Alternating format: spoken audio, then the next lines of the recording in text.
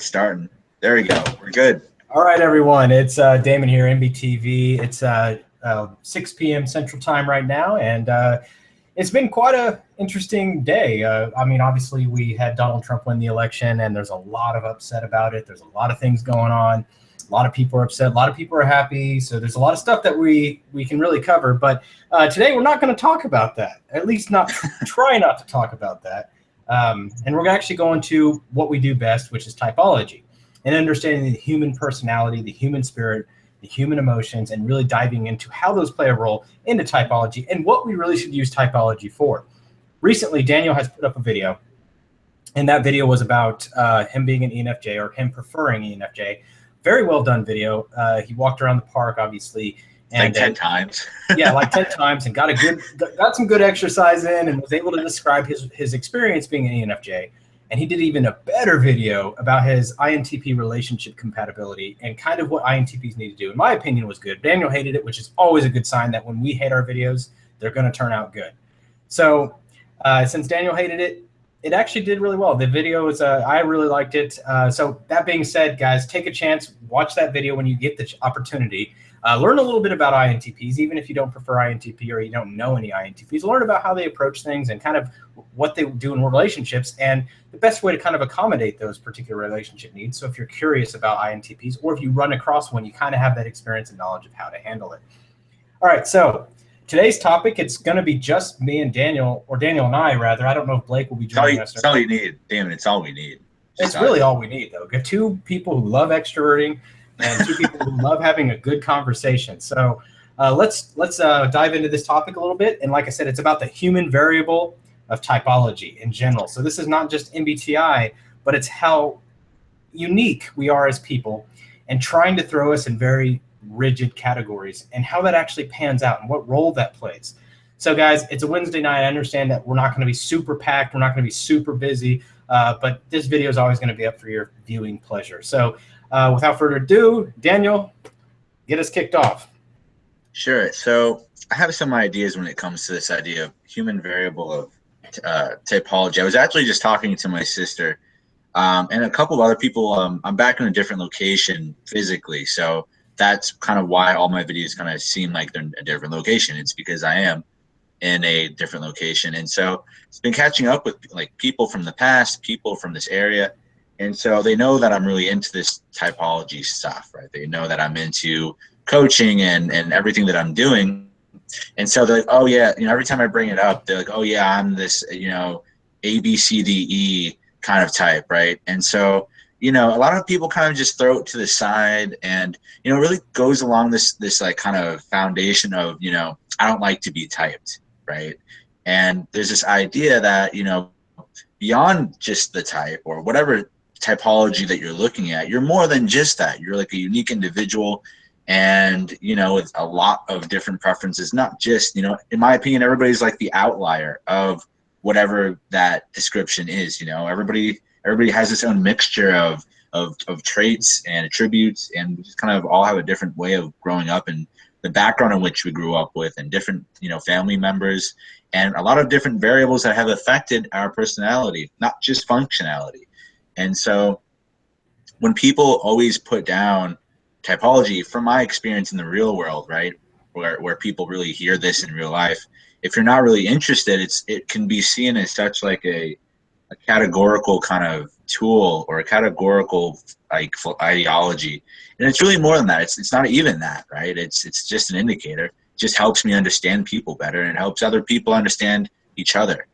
And so like the idea is like we're more than that. And I guess when I think like the human variable, right, like there's just so much of a percentage that is just so unique, aside from type, and regardless of what science is coming out with typology, there's a huge portion of that percentage of personality that outweighs functionality, though it kind of, you have to understand like what you're looking at in terms of psychology, but essentially we're more than just philosophy written down on paper. We're more than just like, oh, cool, we proved that, this exists. Well, great, but I'm still here. It's the practical application that we have to use it in our day-to-day lives, And so we're actually almost coming 360, not to like kind of shoot the gun and to tell people what we're going to be releasing in the future, but how this all comes back to personal development, typology and spirituality, and how you can just kind of generate a better lifestyle for you by knowing yourself more. And that's the more practical application for typology and all that stuff. So yeah, I'm going to leave off there. Damon looks like you look like you're thinking. You're like, I must interject with my sword. I'm trying to do my best. So many people are like, wow, he so takes control of conversations too often. What a mean person. But the reality is, and Daniel, you're right, 100% right.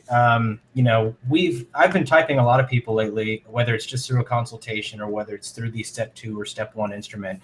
And in the process of doing that, a lot of people have asked me like, well, I don't fit the description. So do I have a type? Or, who am I? Or I don't really understand which type. It doesn't quite sound like me, or I don't relate to this, or I don't relate to that. And the way I've been describing it to people in the best way possible is that, yes, we are all outliers. So what I do is I get a piece of paper, right? And I kind of draw a grid that has 16 different cells.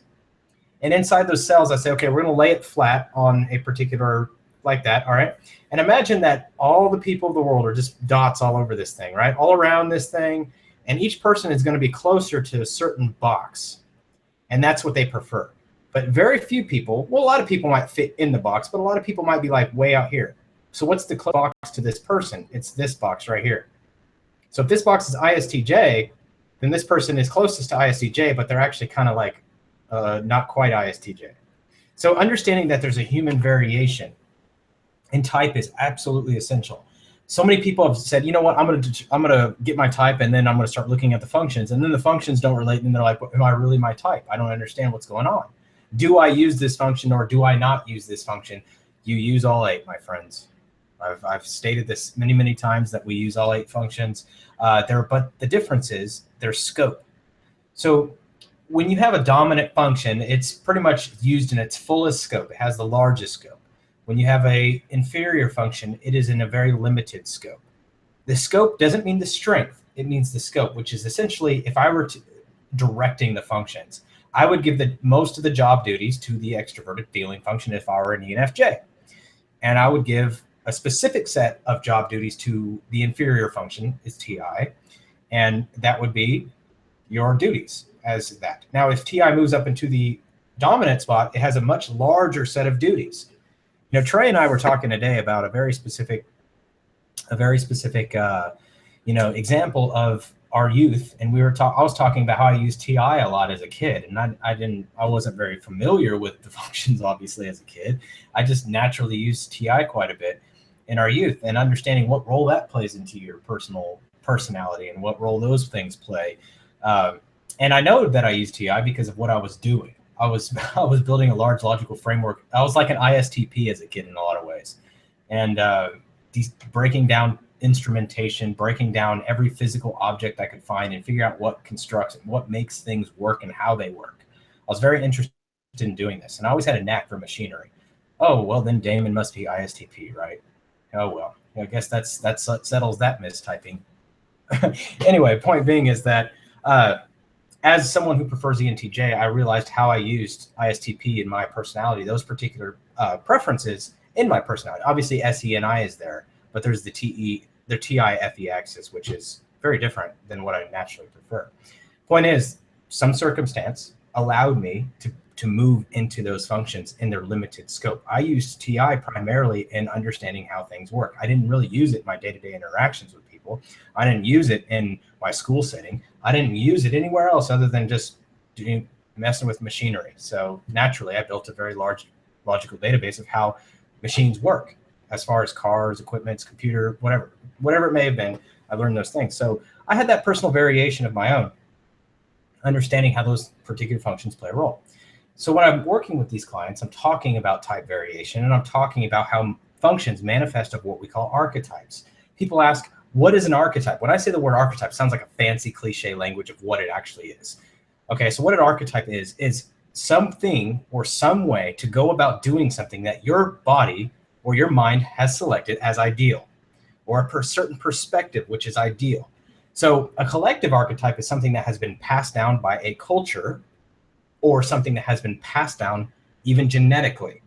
Okay, so for example, a collective archetype would be, hey, this is what a beautiful woman looks like. In American culture, a beautiful woman could be much different than a beautiful woman in a different culture.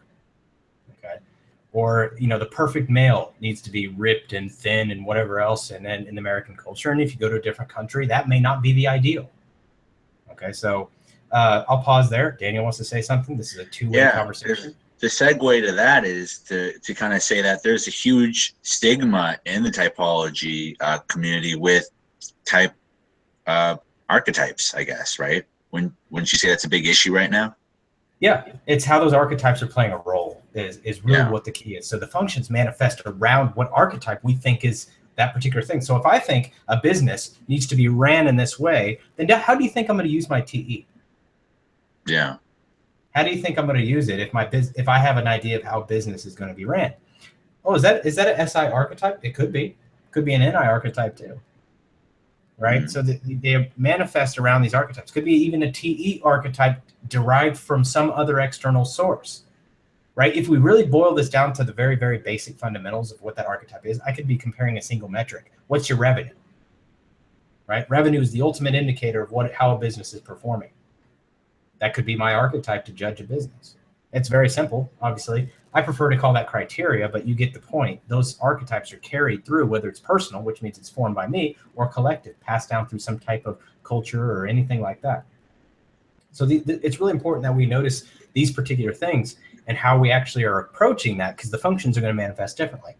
In my early days of MBTI, I thought you could just look at somebody and type them. And I still see a lot of stuff out there like that. And it's not. Are you J or P? Yeah, are you J or P, right? Well, I've said this before and I'll say it again. If I look at Trey and I go, how am I going to type Trey just by looking at Trey? He looks like an E to a lot of people, like someone who prefers extroversion. But in reality, after living with Trey, I can tell he prefers extroversion, as in I really can see it, and he can see it too. I've confirmed it with him. And so I can see that he spends a lot of time in introversion in general, and he likes it. He prefers it, right? Now, I always ask, hey, do you prefer introversion? So I can be clear. And he said, yeah, okay. So if I were to type Trey, introversion, intuition, thinking, and and perceiving, right off that, it would say INTP. Now, Daniel and I know that Trey doesn't prefer INTP. No. Daniel, we know. Maybe ISTJ, but not INTP. Yeah, so we know that, but yet just looking at him, that would be my first assumption. Just from the preference pairs alone, that would be my first assumption. Now, if I were to do it with a cognitive function stack, I would, like I said, I've done this before. He would be NI, TI, NITI, FI, and then he would be SE. That would be Trey, right? So he's got 3 introverted functions. And you know what? Extroverted function. There's a lot of this, behavioral analysis when it comes to trying to understand people's types. And I see this in our YouTube comments because I've been blowing through the YouTube comments, trying to answer everybody. And there's this huge misunderstanding on how to really kind of gauge someone. If you just wanted to know yourself, if you wanted to really analyze somebody that it's really frustrating for people to just go off of, what the type, the actual, just the 4-letter words, regardless of the functions, regardless of how introverts and extroverts orient themselves, in their day-to-day lives, right? Like a huge thing is that, extroverts show their first function and introverts show their second function, right? Mm-hmm. Yeah. Which, I don't know if you can say more on that, but it's so crazy to me because it's like if you can point out what somebody is showing you on the surface level, and it can be in it can be with what they're doing, it can be with the kind of conversation that they're having, what their focus is. It's very easy to pinpoint that without even knowing any of these functions. It's like, okay, cool. What are they talking about?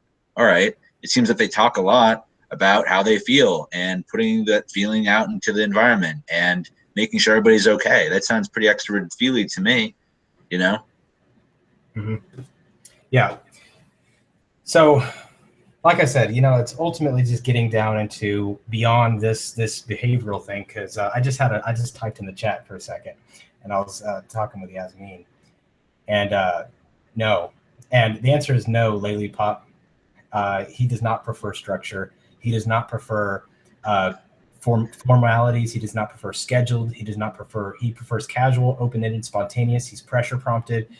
He doesn't prefer early starting. Literally, if I were to take the instrument and score him on the original instrument as he is, he would score almost all his facets in the perceiving direction.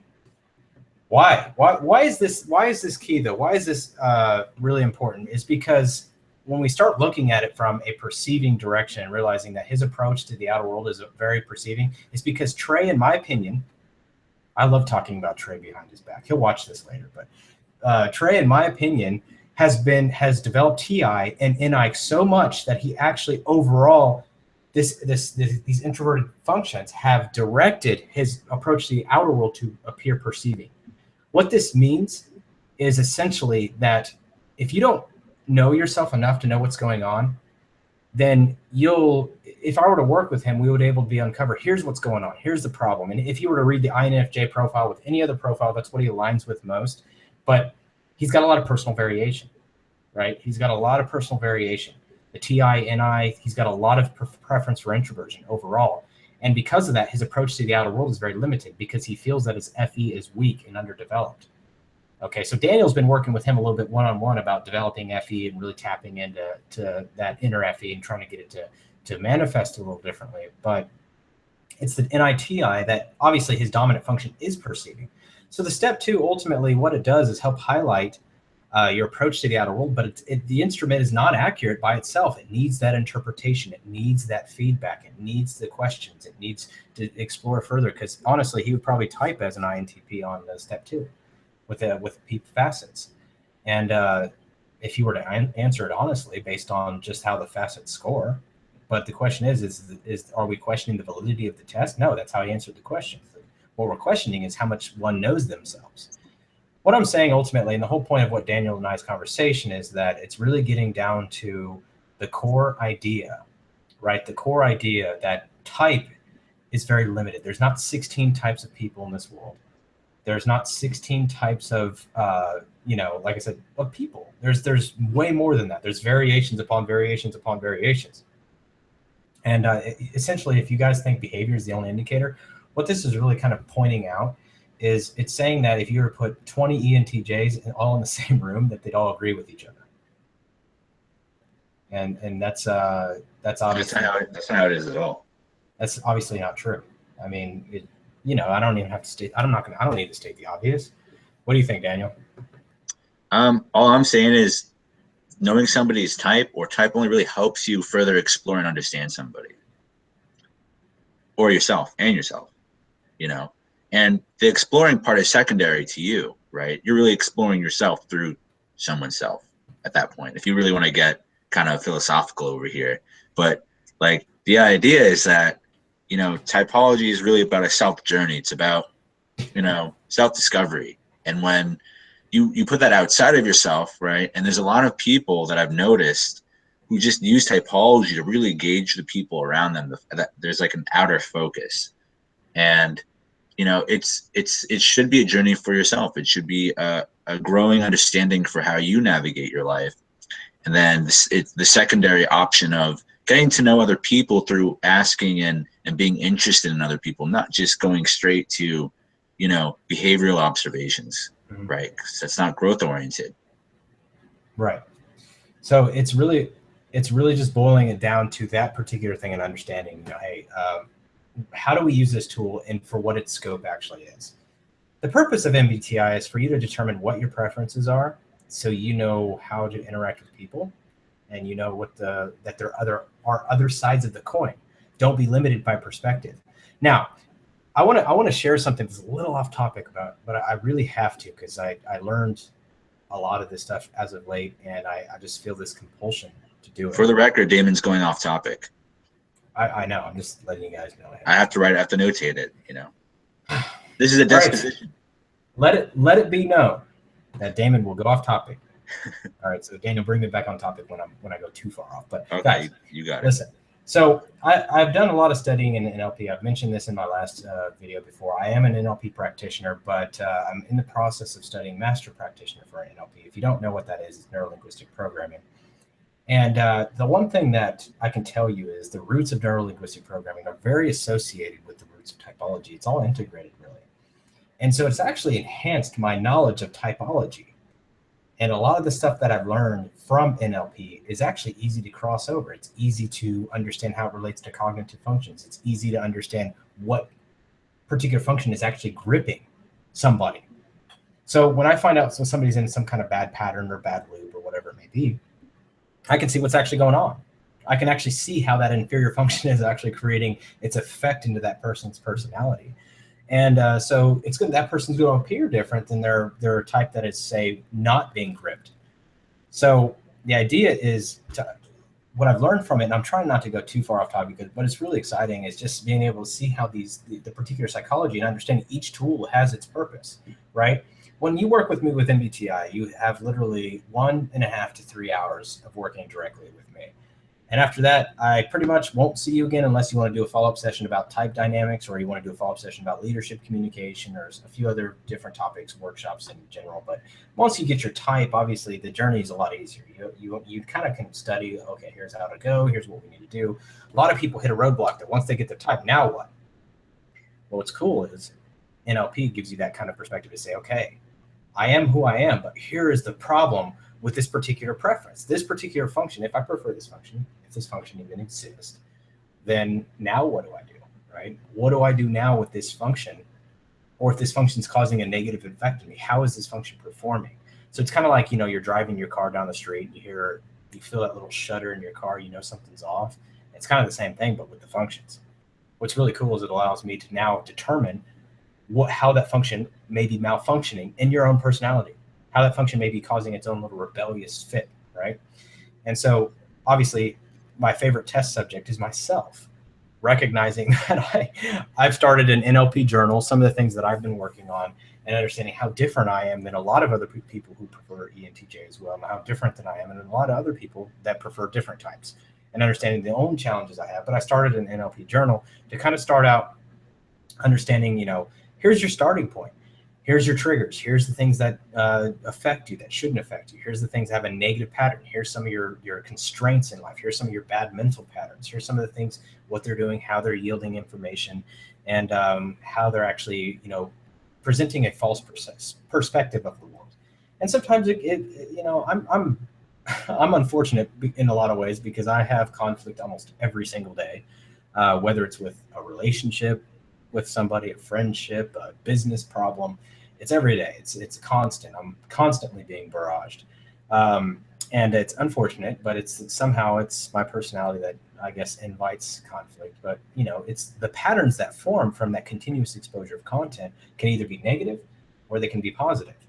And so it's understanding what patterns we're forming on a daily basis. In my other live stream, I mentioned how much information we're actually taking in per second, roughly. Like I said, it's 11 million bits per second. So if we were to transfer every piece of sensory information into digital information, it'd be like 11 million bits per second. That's great. Which is quite a bit of information being downloaded into our brain every second. That's sensory information. That's a stream of thought. That's perceptions. That's abstractions. It goes to show you you have to really take control of what you expose yourself to. Right, because we actually have no idea of how much is actually working unconsciously, right? What are we absorbing or taking in unconsciously, or how the unconscious plays a role into our personality. So getting into this real practical side of MBTI and learning how to use MBTI in a way that actually encourages our growth. Because here's the thing, if you're just in an MBTI because it's fun and there's a lot of cool people who like it, great. That's fine. There's nothing wrong with that. Fantastic. All right, so let's not get into that conversation. All right, so with that being said, you want to get into the understanding, okay, that's fine, just for a hobby, just for a good community, that's fine. I'll tell you why I got an MBTI. Some people already know this. I got an MBTI because I thought I was really messed up. Actually, I was really messed up in a lot of ways. I had a lot of life challenges, and I'm pretty cynical by nature. And I say by nature, it's actually by nurture. But I'm pretty cynical in general. So I thought something was critically wrong with me. And to the point where I was like, wow, I don't know if I need to see a psychiatrist. I don't know if I need to see a psychologist, a shrink. What do I need? And so when I really started getting into MBTI, my life was under a lot of stress. I was under a lot of pressure. I felt like I needed to find other people who thought like me. You know, what do I need to do to see if anybody, am I just really messed up and I see the world? Am I delusional? Am I crazy? Why am I so hardworking and so driven to accomplish these particular goals where other people might think, wow, he's kind of obsessed. He's got issues. Oh, he must be overcompensating. You know, whatever the case is, I just felt so alone in the world. I didn't feel lonely per se, but I felt like, you know, hey, I'm me and no one else exists. And is everyone just a node? Little did you know, Damon, that the majority of people like you live in my home state. Yeah. So, yeah, that's interesting. But I think about this and I'm like, okay, well, the point is, I think about just the idea of what brought me to MBTI. And for me, it was about learning how to develop and how to move forward. It wasn't just like, hey, it's cool stuff to learn and that's it. It was like, how do I apply this? How do I take what I've learned and actually apply it? How do I make people learn, or rather make people have the availability or give them the information to be able to grow and learn as well? Like, how can I create a community of people to connect? So I went on YouTube and I started recording videos about my own studies and hopefully came across a few people. And I was like, I'm just going to talk and see if anybody notices. You know, I want to see if anybody actually notices anything I have to say. So I did a few MBTI videos, put them out there, and I was like, I wonder if anybody, hello world, you know, like the programmers write in hello world. That's how I felt like. I was like, hello world, come on, is anybody out there? And I got a few responses, and then I switched from MBTI into my personal rant stories, because now I wanted to show people who I really was. All right, let's bring it out. Let's see if people still relate. Well, I posted these rant videos. If you go way back into the channel, you'll see them. I posted these rant videos, and they are what actually took my MBTI knowledge to a different level. I realized there's a lot more people that related to me than I thought. And it was the first step in recognizing the benefit of actually studying something that a lot of people else studied beyond what I knew. So it was a really fascinating journey for me, because I recognized that there are similarities with people, but there are also a lot of things that are different. But that was the starting point. Now we hit this roadblock, which is, I know MBTI, I know the cognitive theory. Now what? What do I do? I'm stuck. Application. And I'm telling you, neurolinguistic programming is like the coolest application of relating information to NLP relating information back to MBTI and learning how to break a lot of thresholds, because you can see the interplay between functions. You're like, this makes sense. It makes sense. In fact, I was talking to my NLP coach and he goes, wow, you've learned this pretty quick. And I was like, that's because I knew MBTI, and it all relates. It all has a connection. I'm telling you, it has a connection. But the application of itself onto me is much of a challenge because of years of history and exposure to a lot of negative stimulus. It doesn't have to be that way. The way we see information, right? We have different presuppositions when we talk to people. We have different meta programs, right? Information filters. And so if I'm looking at the world in a cynical lens and it's designed to see things that reinforce my cynicism, almost like confirmation bias, then that's what I'm going to see in the world. You know, it's kind of like once you start thinking about buying a Ferrari, you start seeing a lot of Ferraris. Yeah. Or when you start to want a Ferrari. Yeah, exactly. You start seeing a lot more. You're like, oh, now I'm seeing what's going on. Oh, I didn't realize there's that many Ferraris out here. When in reality, they were there the whole time. It's just you put on a new meta filter, right? And now you have a new filter in a way of seeing information. So it's really cool how this ties in. So the point is, ultimately, typology is a system, but it's a small system, and saying this is what your preferences are, but what do you do from here? Is to explore the world of the unknown, right? And the unknown is your non-preference stuff, and it's learning how to develop those things and to interact with other people and manage and create better relationships. Daniel, I'll let you go. I've talked for a little bit. No, it was interesting what you said about recognizing patterns. And I mean, as an intuitive, like I do that. We do that naturally. But I was actually just thinking about this the other day, and I had this thought about what you're saying about typology and earlier in this call, about how we can kind of take on other experiences as other types. And like one day I was walking past a car and I was like, wow, like I could totally open up my own kind of side business and buy and sell cars. And then I started thinking like, oh, cool. These are all the different kind of people I'll need to help repair the car. And I was just thinking about the mechanics of how that business is run for a sensor, running a business as a sensor and a really physical kind of business, right? Because you're buying and selling cars. So there's a lot of physical things you need to do is make sure that the car is good. And, you know, there's a lot of, you know, I know the business kind of sort of already. So it was really cool to kind of take on that idea and to put the energy in a mindset that isn't really, that's kind of foreign to me.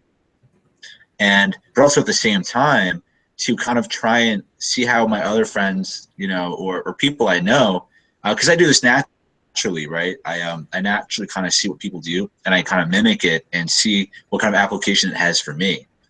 And so just to see what it does, right? And so like I tamper with the patterns I see and how I can adapt it to my own kind of lifestyle. And it's crazy, you know, it's really cool, like what you can really learn from, you know, not only observing people, but understanding why or wanting to know why, and then kind of trying to see that pattern more in life if you think it's a good thing. So I don't know if that connects somehow, but I've always noticed that. I've always noticed like very subtle cues and just things people do, and just seeing how that makes sense, why that's relevant, right? Mm-hmm. Why these experiences are relevant. Yeah, and like I said, you know, you start having these exposures, but when you start looking at the world in a different way, because our unconscious perception is completely different than our conscious perception. The things we choose to focus on, it's kind of like our unconscious allows us to do things without actually thinking about them. For example, let's say one morning you wake up and you go in your kitchen and you grab food and you're thinking about your dog and you're thinking about your work and your boss and he's a horrible person and all this stuff is going through your mind. You're not actually thinking about what you're doing, but you're still doing it. That's the unconscious mind. And it works in a lot of ways. So this is a lot of times in the sense of cognition, that's how your shadow functions work. You know, go ahead. There's something that, sorry, I didn't want to interject, but It's fine. Your FE is terrible, you guys. There's this idea that I've had since a kid, and you just reminded me of an old thought process I used to have from like 8 years old. And so I don't know if you have any viewpoints on it, but it pretty much goes like this. I would be doing something, right? And okay, I'll go, okay, I need to open the car door, but I'm like, wait, if I open this car door like I plan to, is my life just going to go according to plan? What if I choose not to open the car door? Is my life totally drastically going to change at this point? Is like the sky going to fall? Is something like ridiculous about to happen? And it kind of goes against this idea that like, are we kind of like, are we chained up to our unconscious, right? Are we really in control of what we do? You know what I mean? Although that's an extreme situation, but like, what if, you know, there's something that you know you're normally going to do based off of like your focus on it, right? Like, you know, going to the store. But what if I don't go to the store? And like, what is your unconscious and what is your own application to it, right? And this idea of like, are you really in control? And to refuse or to do other things, right? And I thought that might be interesting because I always had that thought growing up. I was like, wait, if I don't do this, will like the world just totally end if I refuse to do something I normally do, right? And I don't know. It was just something funny to bring up. Yeah, and that helps give us an example of kind of what I was going to go into about these shadow functions and how the unconscious role or the unconscious persona plays a strong role in our cognition, right? So if we're actively thinking about something or actively making a decision, the unconscious functions are operating much like the example that I provided, which was the person in the kitchen doing everything else. So you got to look at your unconscious functions or your shadow functions, kind of like little helpers operating in their scope. They don't do well with conscious attention. They do better with unconscious attention. So for example, I have role FE, which in Socionics is, you know, what we really kind of present to others and what other people to see and that kind of thing. So that's my role function. Do you think I walk into a group and I'm like, okay, activate FE, go. And then I'm like, FE mode activated, burp, and it doesn't happen like that, right? It just doesn't, that's not how it works. It's like I go in a group of people and it just happens automatically. It turns on, and I'm super cordial, and and the next thing I know is I'm like mentally fried. I'm like, oh my God, I'm kind of drained from doing all that. And I don't even think about what drained me. It just drained me because it's a function working in the unconscious. And so it's just exerting something so much in the cognition that I'm like getting drained in that process. So that's where how the unconscious functions play a role, though. They play a role in that aspect, right? You know, I have this, I have 4 really, really unconscious functions. I have 2 semi-unconscious functions, and I have 2 fully conscious functions in the ego block, as we call it in Socionics.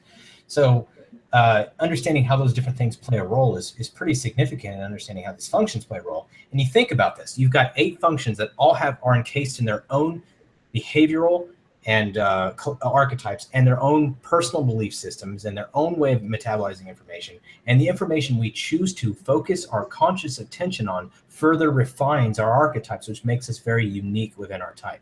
And I've had a lot of people, you know, come to me and go, hey, am I really this type? What do you think? What's your perspective? I'm like, I have no clue.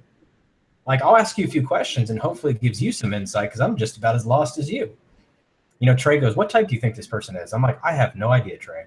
It's like, you know, they absorb 2 million bits per second, right? So how can you possibly know? Yeah, I really have no clue. And Trey's been asking me, and I was like, Trey, I stopped typing people a long time ago. I was like, I really have. I can't just look at somebody and type them. I was like, I was at one point, I thought I was smart enough about MBTI that I could. I literally have given that all up. I don't look at people and type them anymore. It doesn't even come to me. When I describe people, I'm like, hey, this guy named blah, this guy this, or this guy named this. I don't do it unless someone else prompts it. Like, what type do you think he is? I'm like, maybe he's this. If he's operating in 100% of normal preferences, and he's not stressed, and he has this condition, and his home life is perfect right now, and his work life is reflecting exactly who he is, then he might actually prefer this, but he could just be using that for work too. So I have no clue. So honestly, I don't get anywhere with it. So I actually learned to stop typing people. And it's funny because I'm supposedly an expert. And I say supposedly, I'm supposedly an expert in MBTI as far as, you know, master practitioners, doing a lot of CEUs, a lot of continuing education courses, a lot of studying, a lot of extra work and continuous education, always re-educating myself in a lot of ways, reading Tom's million reposts. Those things, you know, actually read Tom's links. So anybody who knows Tom, you know how many links he posts a day. I try to read the ones that I see. I probably get a total of about 10% of them. But the easiest answer to every question is Tom's links. All right. So that being said, I do read those and I go through those, and I like to get information from those to see what's valid, credible, whatever. And it's pretty valid, a lot of his links, and I really appreciate his insights on that. But ultimately, it's getting the information that I come across. I always recognize how much I've learned, how much I actually don't know, and especially about a person I'm typing or working with. And so a lot of times it's hard though, because I'm in a typing session and I really don't think this person is something because of whatever. I'm like, man, I don't know if this person is actually this type they say they are, because I'm not getting any of those vibes that I used to get from people I did know who preferred that type. But that all kind of is fading away now. Like, I've had people approach me and say, like, they're really shallow and they're really meek and they're like kind of slouched in their chair and they're like, I think I'm ENTJ. And I'm like, okay, well, all right, let's talk about that. You know? Yeah. And I'm like, that's a little strange, but let's see what happens. And sure enough, you can actually see how they process. They actually do sound like an ENTJ. It's like, well, the logical inconsistency in this business, I realized that. I'm like, oh my God. What just happened? I'm like, yeah. whoa, mind blown. I'm like, I did not expect that. You know, it kind of just came out like out of nowhere, and I'm like, what's the deal? Like, that was a shocker. But you start to see it after you see how they cognitively process. And this is not including levels of intelligence, right? So if you can get an ENTJ who has the IQ of 50, because cognitive processes don't necessarily encourage intelligence. So you can imagine an ENTJ with the IQ of 50. How is that going to look? So, all right, just to let you guys know, Blake has dropped in, and I won my wager. I said he would be wearing a suit. So not just any suit, though. The Donald Trump suit. The Donald Trump suit. He's got the red tie, so he's in celebration of Donald Trump. You know, so hey, Blake Trump, would you go ahead and introduce yourself real quick and let our audience know how you're doing today and what's going on? Hi guys, my name is Blake Topez, your friendly neighborhood MBTV operations guy who prefers ESTJ. I was going to say I am ESTJ, but fixed it. I prefer it. I'm doing fantastic today. I've had a lot of, mixed emotions floating around me on my college campus. We're very diverse campus, very liberal campus. So we've had a lot of we had one protest, and we had just several people that really needed to sit back and take a couple deep breaths, to say the least. Well, Blake was messaging me a little earlier about some of the outrages he had at his campus, and I'm like, Oklahoma's a red state. What's the deal? I was like, what happened? Did your college not vote? What's the deal? No, we voted. We're one of the, like I said, one of the most diverse. We live in the city, so this is the most liberal part of Oklahoma.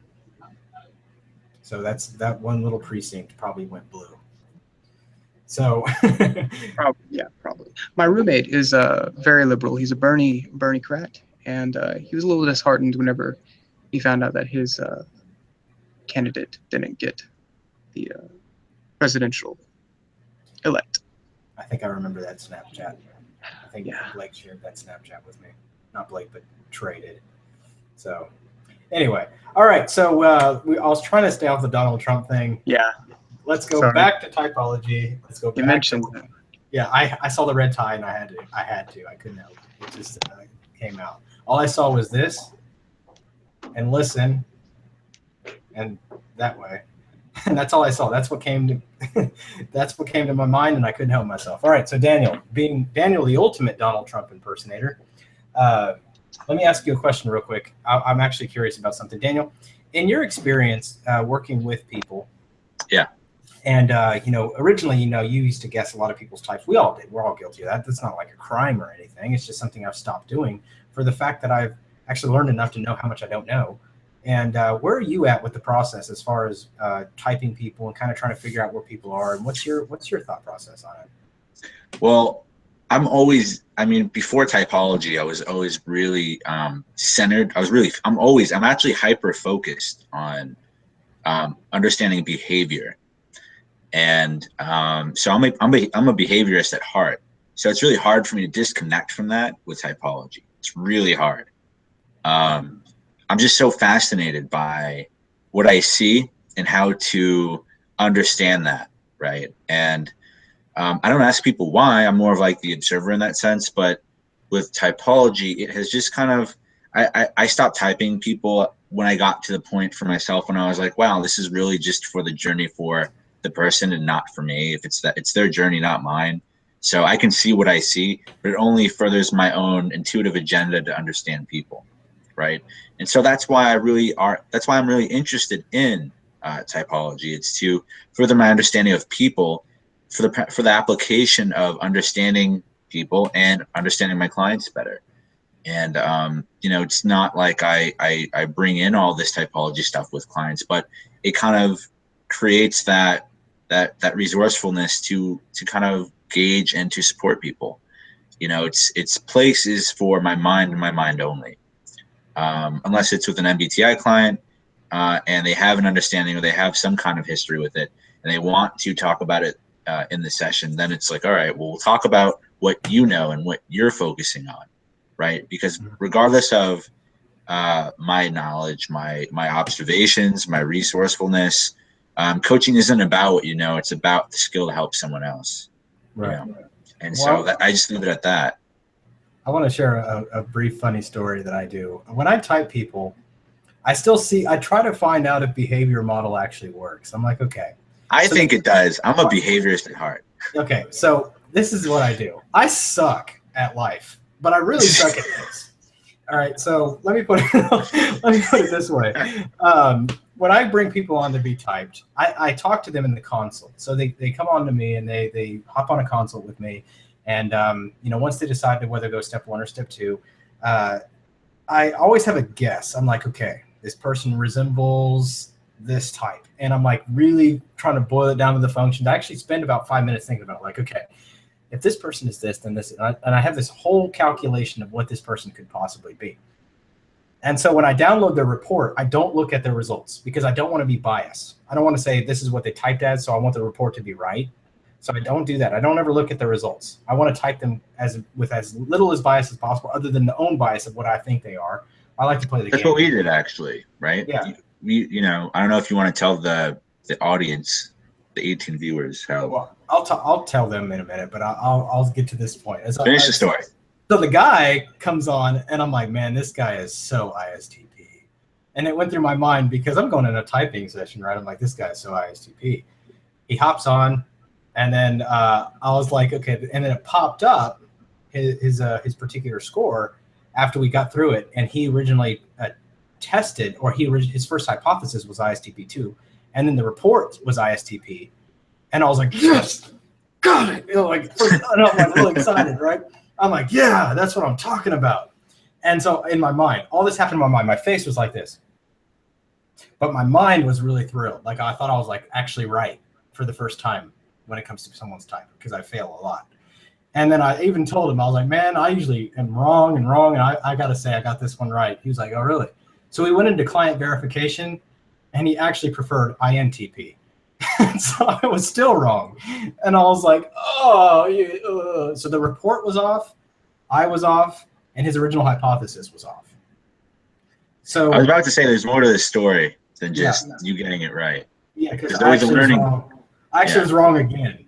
And the thing is, I was like, how is that even possible? How can all three be? And it's very possible for the first hypothesis, the report, and me to be wrong.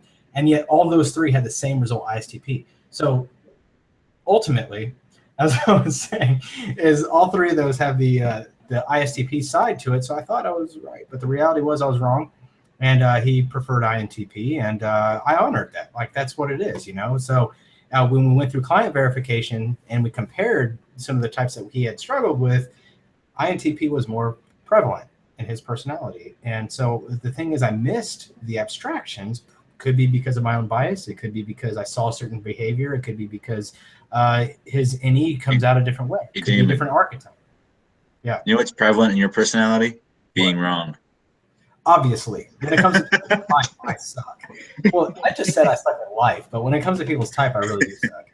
You know, so, and someone just called me a type troll. Yeah, I'm such a type troll. You know, so, but yeah, I mean, in general, ultimately, it's a fun game I play. You know, I never really try to enforce a type that I believe. I'm usually wrong. Actually, in the typing process, I'm like 99% of the time I'm wrong. And so with Daniel, when I typed Daniel officially, I was still wrong. You were wrong? What did you think I was? Well, I was actually right when I typed you because I knew you were already.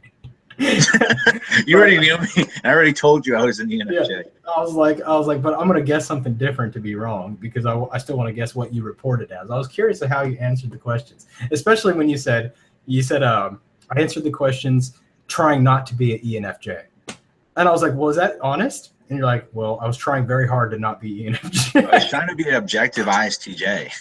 I was like, well, you're not going to get ENFJ if you're trying not to be an ENFJ. You know what's really funny for the audience, for the people who may get concerned. You know, my two choices runner-ups were actually INFJ and ENTP. Those were my runner-ups. What is it, INTP? No, ENTP and INFJ. Those were my runner-ups.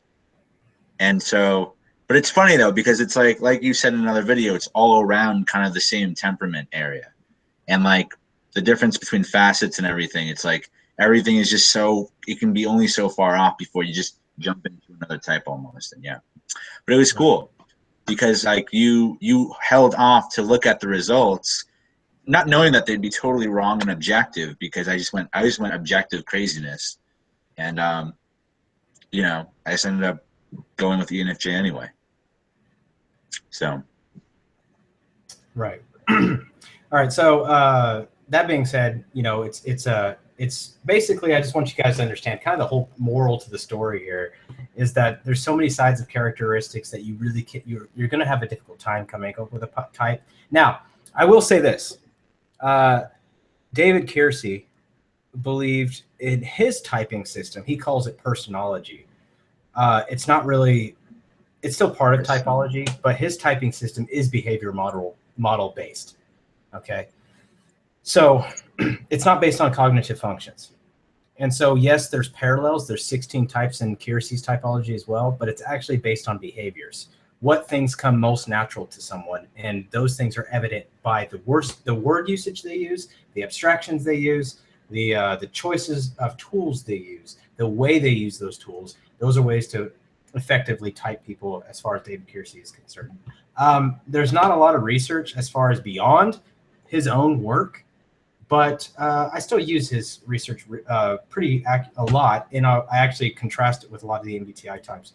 And I do get a very specific thing from personology, and really studying his system is just really diving into getting a little more information on how these types actually process information and the styles of approaches they use in general. So I know you guys probably haven't looked a lot into that, but I'm going to kind of jump off that topic real quick, and I'm going to actually ask Blake about his experience, working with certain types. So Blake, if you wouldn't mind sharing kind of your experience working with particular types and people who prefer different things.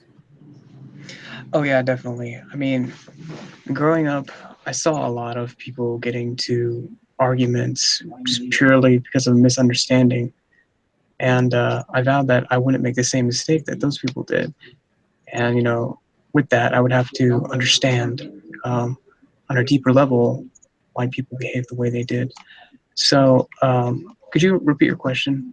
I was just curious what your experience with people's type, and obviously you're going to be more accurate than me because I have a 0% success rate. Okay, maybe a little higher than that, but kind of your experience working with people's types and then getting verification of what type they actually are. What has been your experience with that so far? Well, I would usually just ask them like some questions that are pulled straight from, these tests.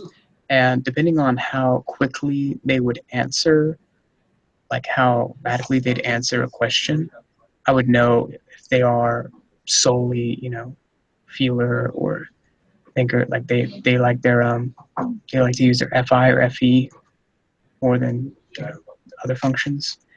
And usually you can tell if they're extroverted or introverted just by.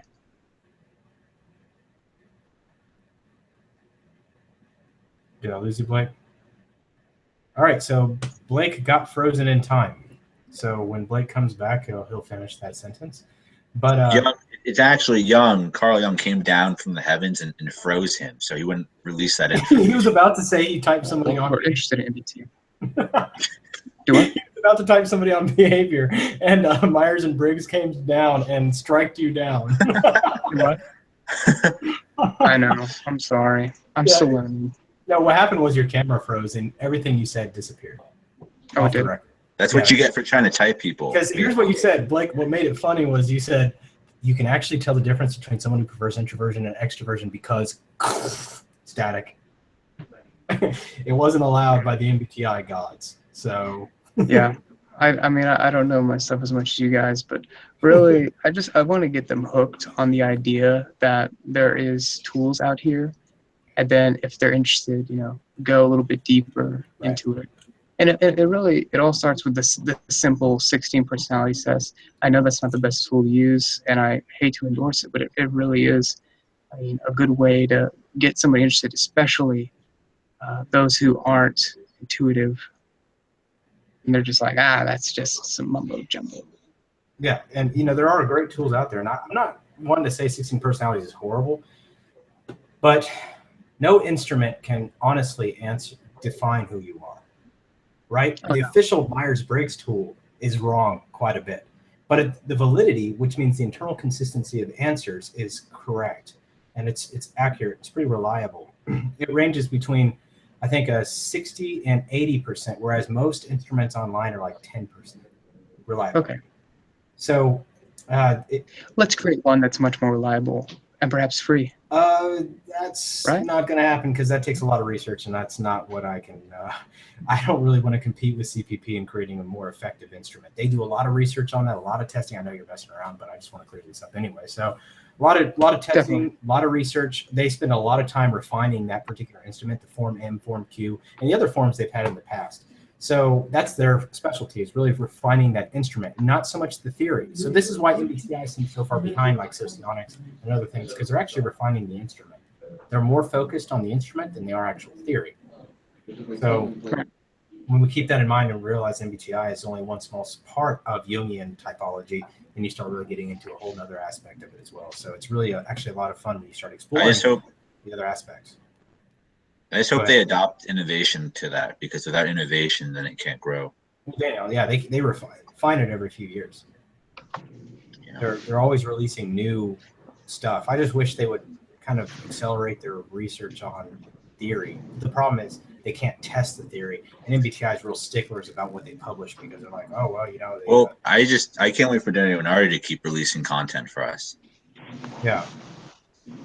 So that's the main thing. Ultimately, it's just understanding those variations within type and that kind of thing. So, Daniel, would you take it for a little bit? Sure. So, maybe me and Blake can converse a little bit if he's free in the Oval Office right now. Oh yeah, the Oval Office. The Oval Office. So, I mean, you were missing a little bit of the first kind of portion of this video. Right. As far as your opinion on the human variable of typology, right? You know, with your experience just getting into it and getting interested in getting to understand people and typing other people, having other people take tests, right? Where do you see the practical application of typology separate to the human element? You know, I feel like when you say human element, you mean just like aside from typology, like how do you think you can use it in a way where it's more practical for you?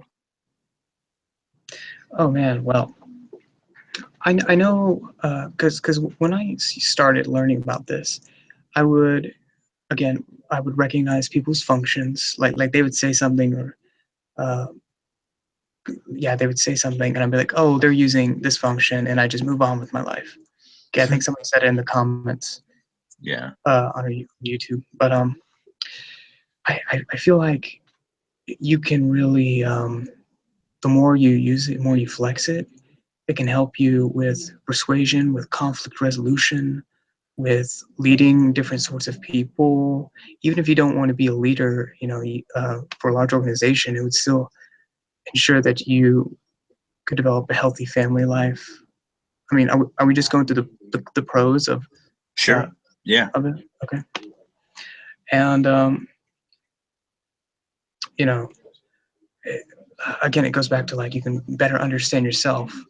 It helps you go through your ego development because, of course, there are toxic versions of a personality preference. Well, a person can be an ESTJ but be extremely arrogant and close-minded.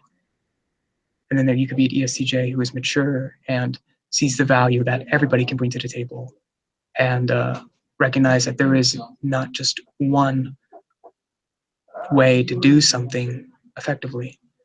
So that's pretty cool. So you kind of see like MBTI and typology as a way to, you know, do what most people don't and relate so that everybody has kind of like their own unique purpose in business and whatever you may pertain it to, family. Aside from the type though, when actually focusing on type, right? Like knowing me as an ENFJ, right? Obviously there's more to me than that, right? And there's more to you than being an ESTJ. And so where does your mind personally cross to the point where you say you don't associate with the type and you're associating more with who I am or who you are? Where does it cross? Well, because it could be easy to say, oh wow, that's Blake, the ESTJ Donald Trump over there. You know. Donald Trump prefers ESTP. I know. but his suit says otherwise.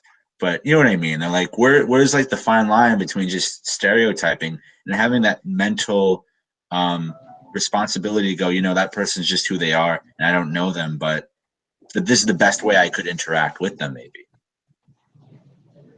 Yeah, I mean, it's like the CEO of every company usually, you know, they go through usually the same education. They know all the same terms within like the CEO community, the same vocabulary. They can communicate with other CEOs, and you know, everything would make sense. But I'm not going to assume that this CEO is, you know, is going to be, how should I say this, a jerk or conforming, you know, structured like the rest of the CEOs in the community. You know what I mean? Like just because you have this title doesn't mean that you're going to be exactly like everybody that has that title. But it does mean that you will have gone through probably the same struggles, probably the same paths of personal development to get to where you're at. Mm-hmm. If that made any sense.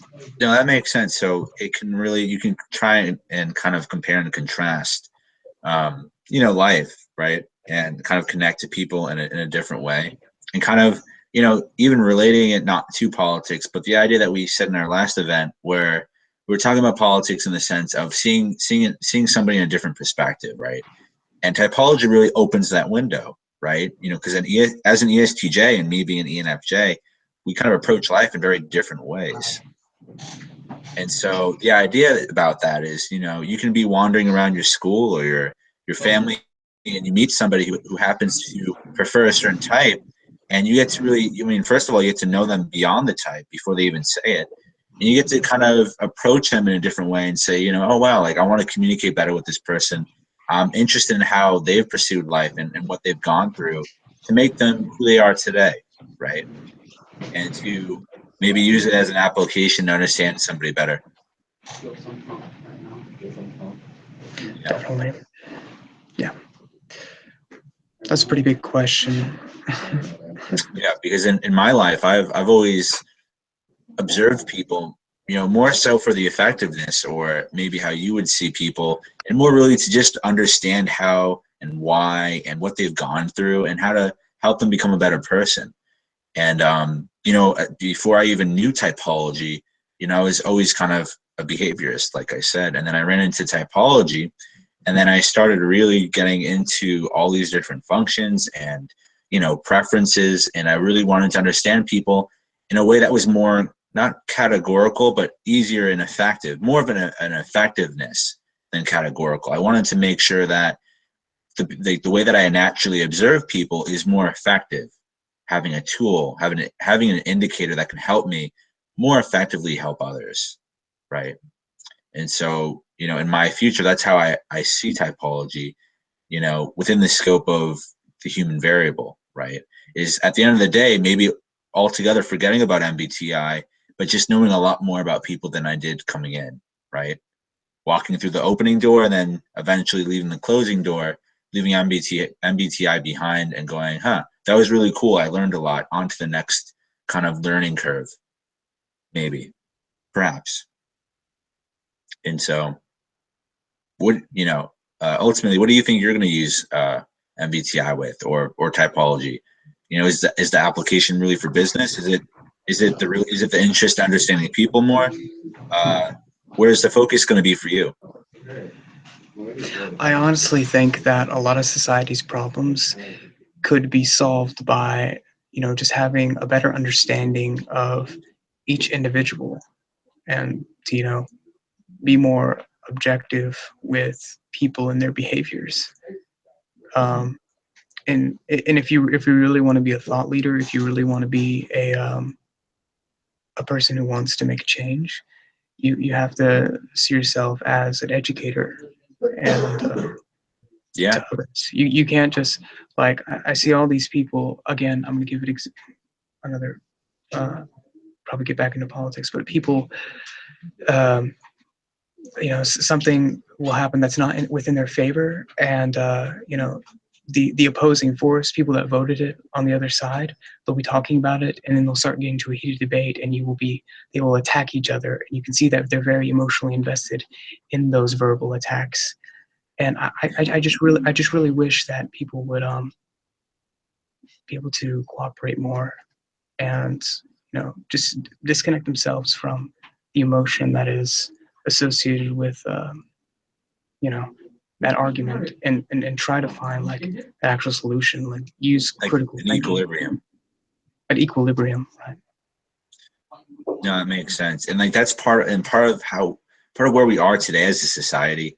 There's so much information out there like typology that it's almost like other things, you could, work at a job you hate, or you can invest in yourself because the information is there to get out of a situation that you don't, that you're in, you want to get out of, right? You don't need to be. So there's accessibility as far as information. And so if you have an issue with people, right? If you have an issue understanding people, or you're a manager and you don't understand your employees, you don't know how to help them grow, or you can be the owner of a business, you can be a friend and trying to help a friend in need. You have the resources now online to help people. So there's really there's no excuse nowadays, because you have that option to really, invest in understanding people. That information is just, you can go on to Tumblr and find MBTI content. So, is that in part where you kind of come from? When Trey first showed you MBTI, did you see that opportunity? Did you see the application of it? Were you like, what? This is probably some stuff that I may not be interested in. However, it's an opportunity to invest in my knowledge of people and grow. There's always that dichotomy there.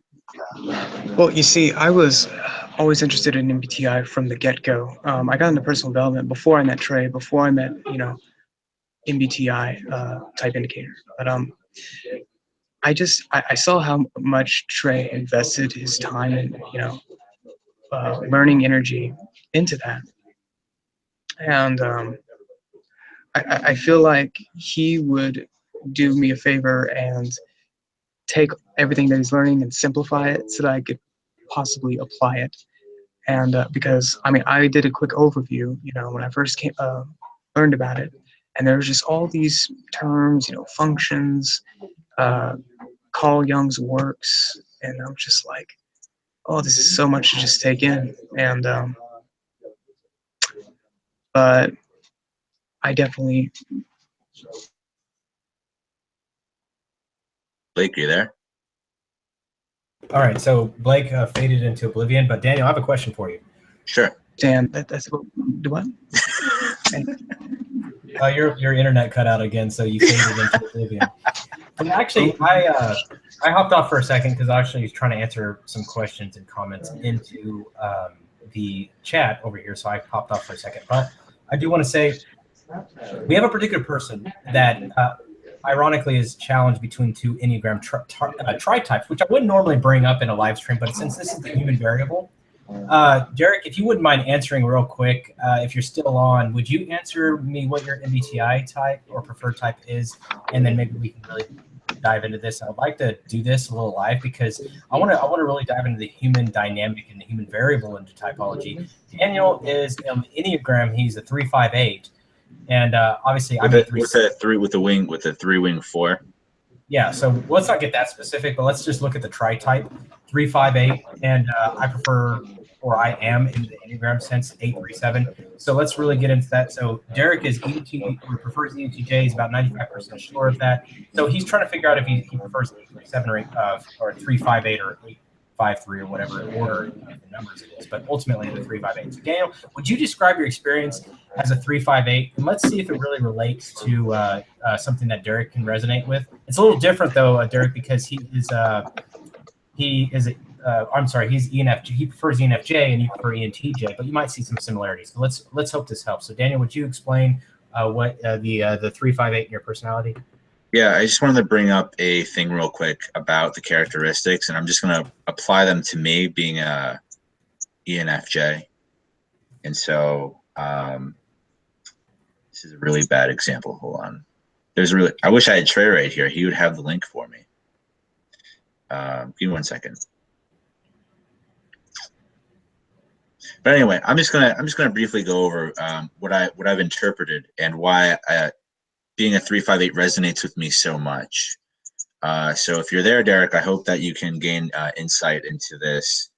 Blake, we'll be here for a little more while. You can always ask Damon, but I wanted to, so Derek, if you're there, if you prefer ENTJ, you may utilize this in a different way than I will. 'Cause for me, I'm people focused, and so being an achiever. So I don't know what order you consider yourself with the solution.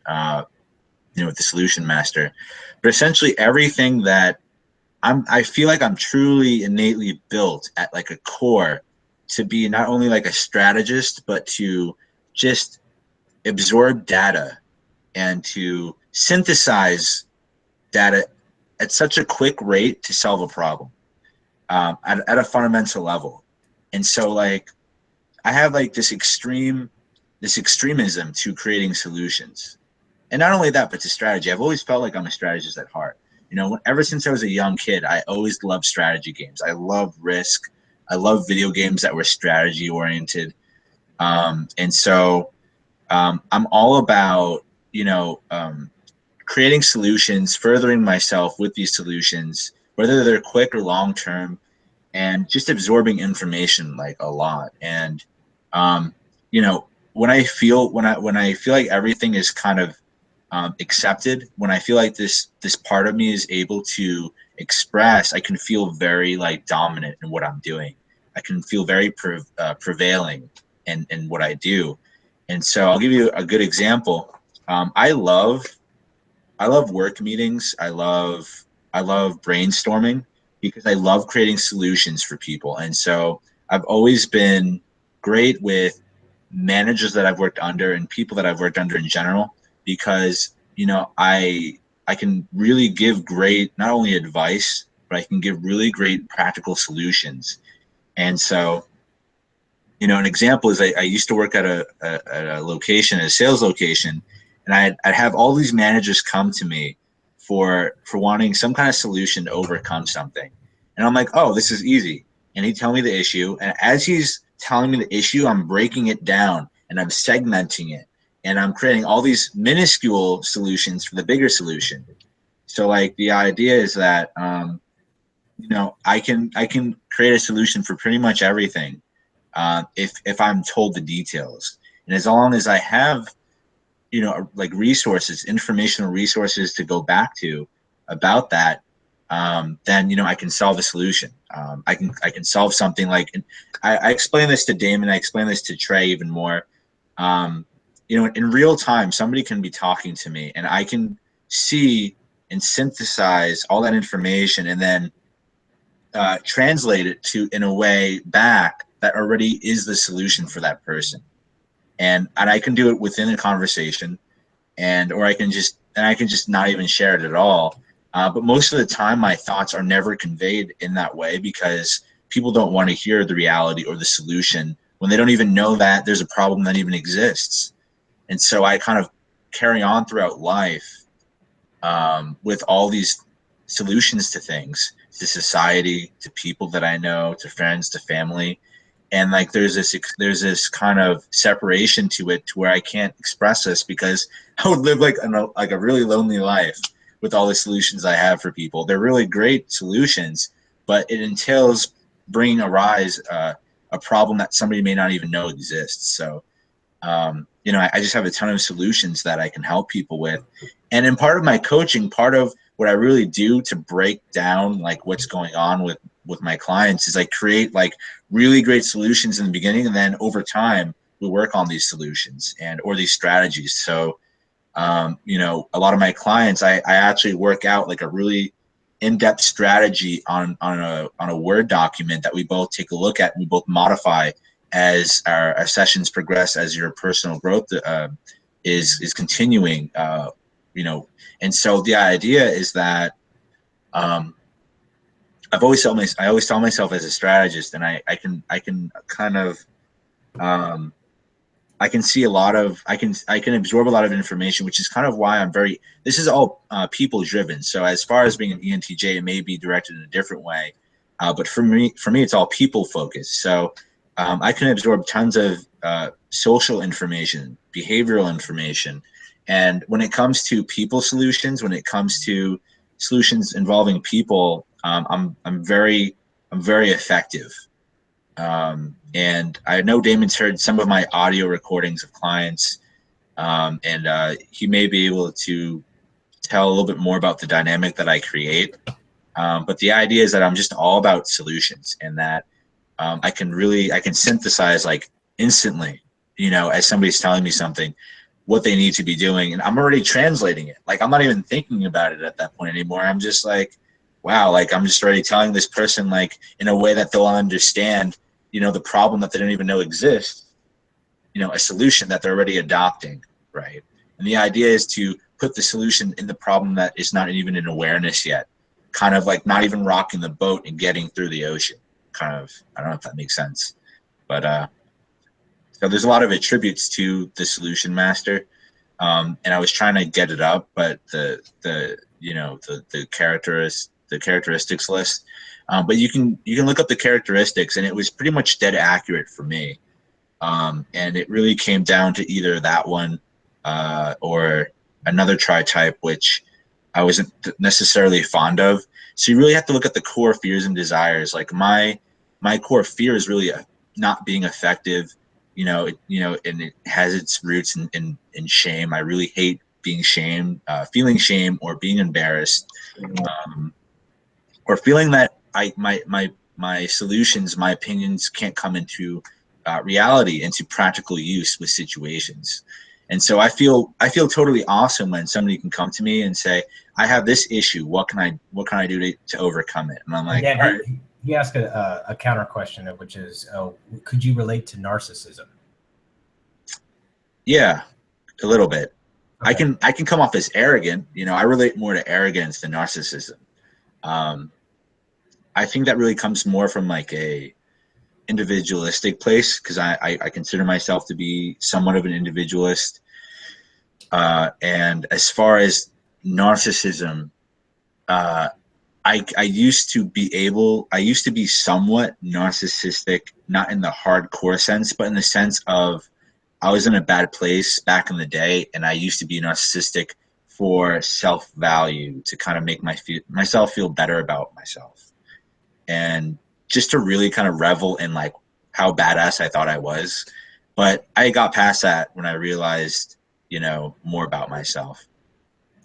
So, Derek, to wrap this up, essentially, if you're struggling with like the two different types or the Enneagram types, and you can see kind of how it plays a role. I obviously ENTJ, so you might relate to a lot of ways that I say things. But as someone who has 837 and leads with 8, it's going to be different than, say, if Dan led with 8.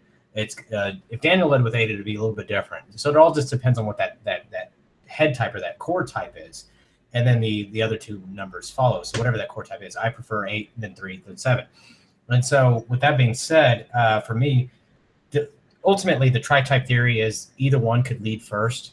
The type appears the same because it's the synergy, but ultimately if you look at the little variations of that one leading, it's going to be a little bit different because of the core desire spheres like that, but they ultimately all look the same, roughly.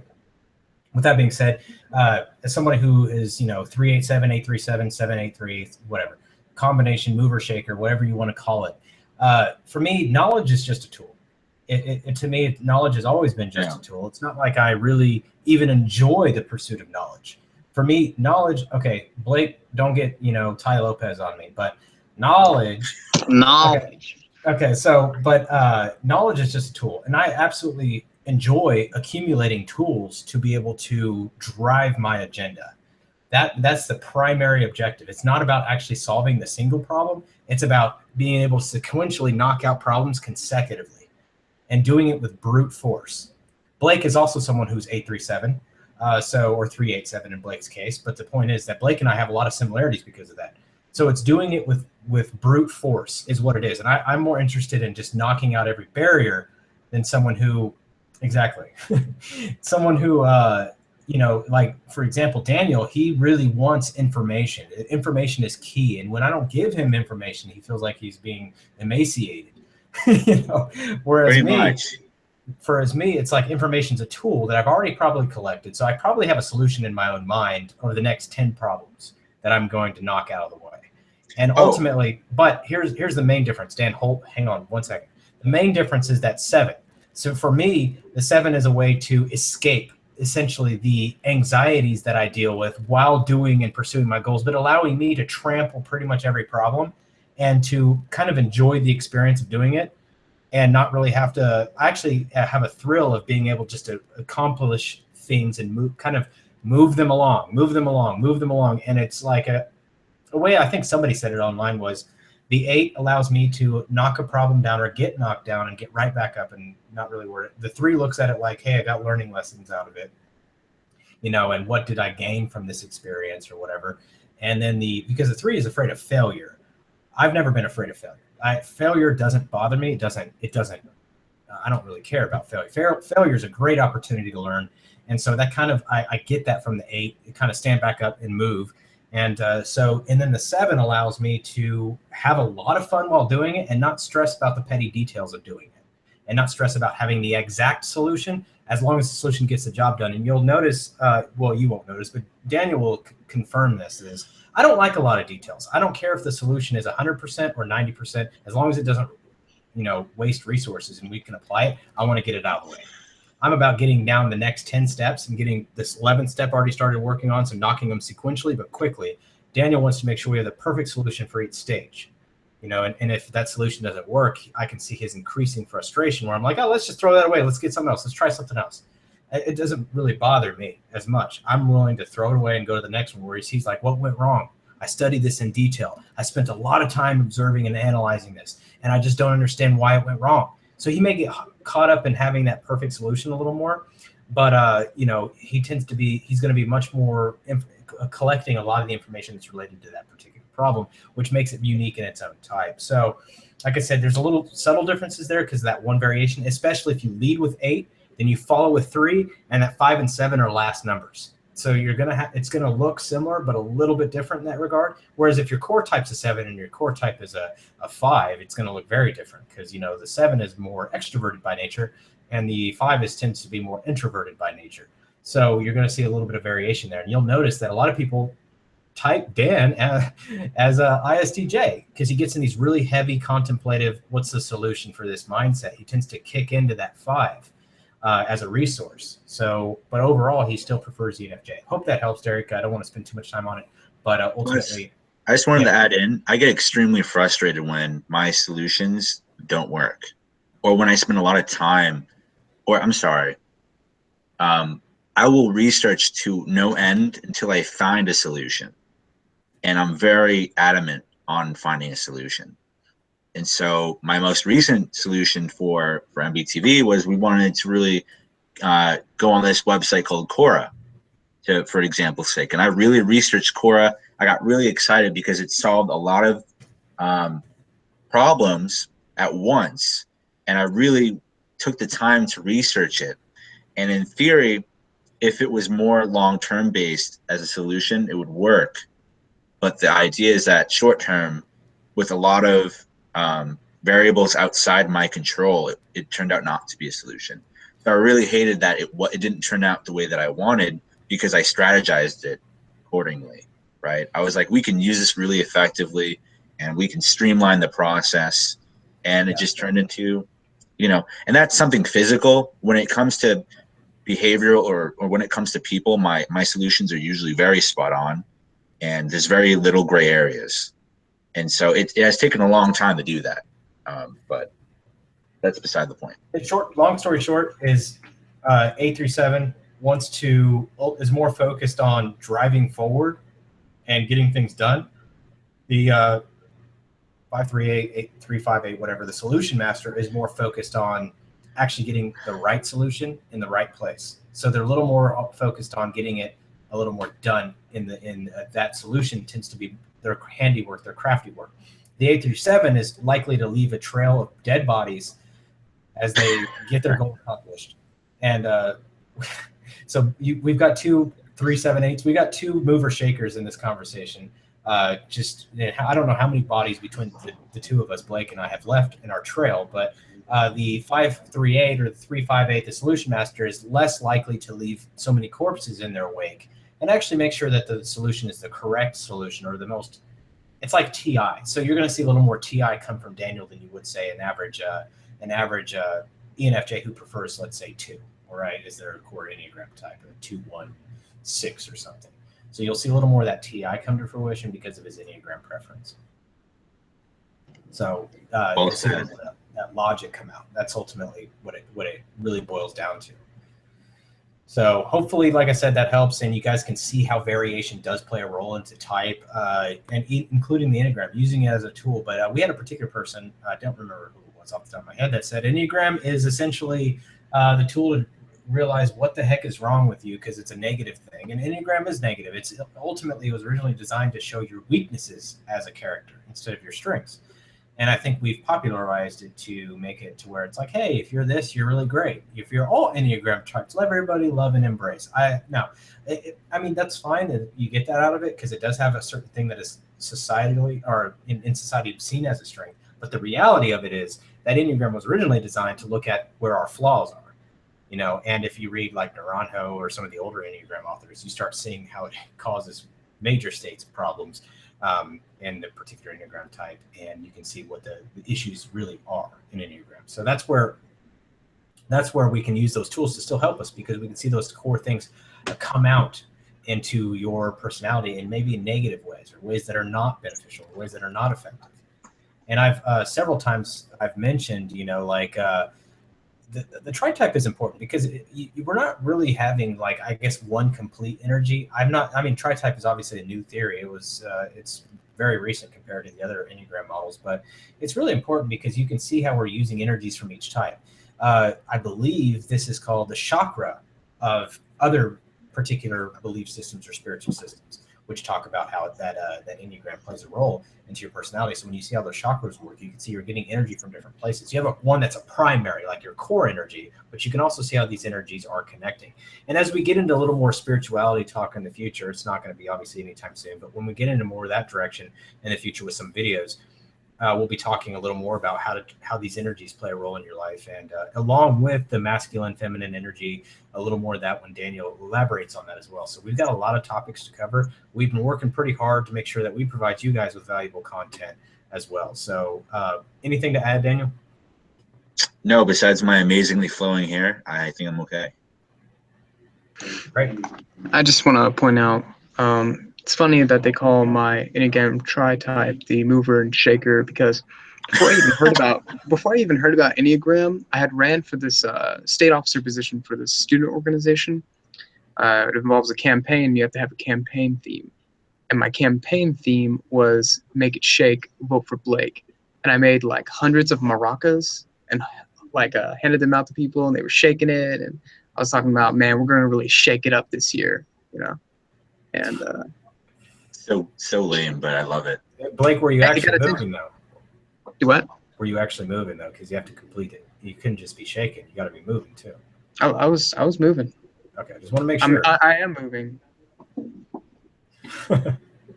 All right, so yeah, you get that impression. Obviously, that being said, you guys, hopefully you've seen, like I said, you're seeing the ultimate variation that happens in types. So you're going to see everybody prefers ENTJ. Going to be a little bit different. If you start looking at Enneagram, start looking at accuracy models, you start looking at other types of personal programming, belief systems, you're going to get so many variations. MBTI is just one very small piece of your entire personality. And that was my point of this particular call today. So I hope you guys gained value ultimately from our little kind of a free flow discussion, but ultimately seeing that we are human, we are people. Let's respect each other, and let's respect each other's beliefs, respect each other's positions in life, our own journeys, the areas in which we struggle, the areas which we challenge, and do our best, even if someone has an altering or differentiation in any regard, whether it's their opinion or the belief system, whatever, to respect them as individuals and to respect where they are in life, and recognize that if we give just that slight benefit of a doubt, we may actually improve in the process, not only ourselves, but our togetherness, our culture, our being.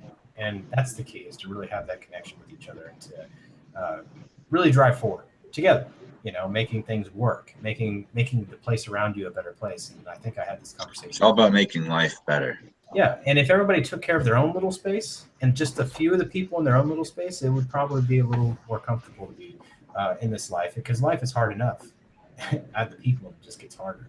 Then make yourself your own opponent, and you realize you're standing in your own way, and it gets even harder. So we have enough opposition as it is. So let's not make more enemies.